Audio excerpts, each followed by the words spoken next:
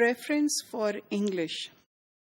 Now we are talking about the preference of the employers for English language skills in the employees that they want to hire.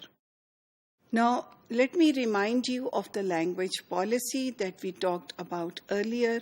And in that language policy, we realized that English language was the main language of businesses.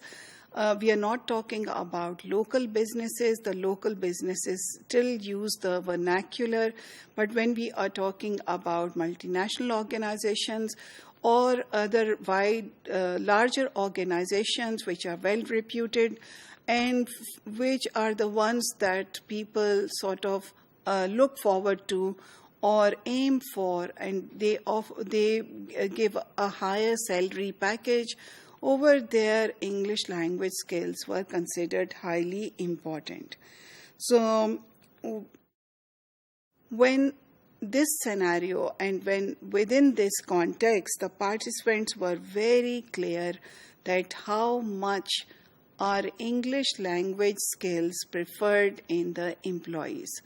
All the emails, all the documentation, all the pamphlets, all the written working of the organization, since Urdu was the main medium in the banks, at the airports, that was something that the employers wanted to have. Although Urdu was spoken widely at the workplace also, so then even the formal presentations had to be in English, and English was the language in the meetings also. So we are talking about the participants, how aware they were, and then this would mean that these private school participants aim to go for finding work, they were clearly aware that they had an edge over those who did not have English language skills.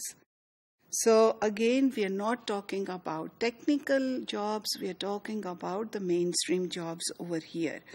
Now, the private school participants would say, oh, I can take up job anywhere. I'll do whatever I want, because they can also pursue career-related academics.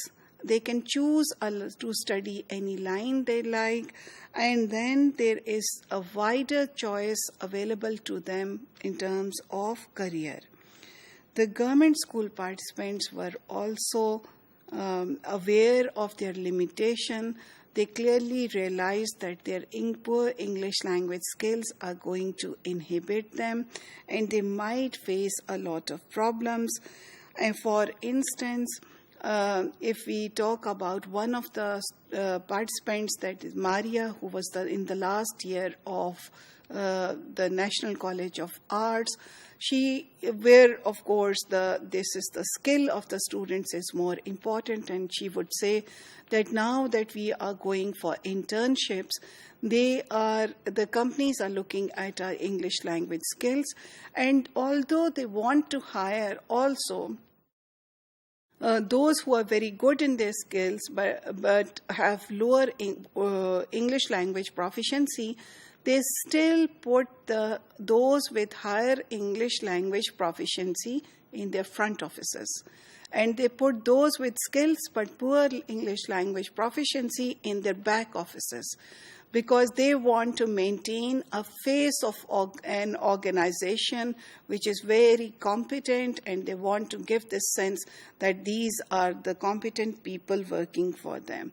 And again, we see over here how the ideology of linking up English language with competency, with education, serves against the government school participants. So the private school participants were definitely privileged, and the government school participants were aware of their poorly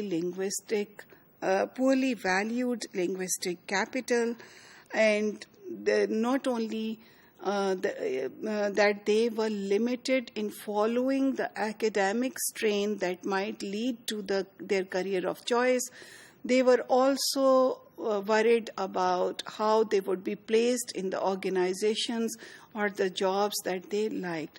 To give you a small example over here, these government school participants, for instance, would shy away from taking up anything that would require them to make presentations. For this student, for instance, did not want to go into the business school because in that school there would be a lot of presentations to make. So he wanted to go into a profession that did not require him to speak in English so much.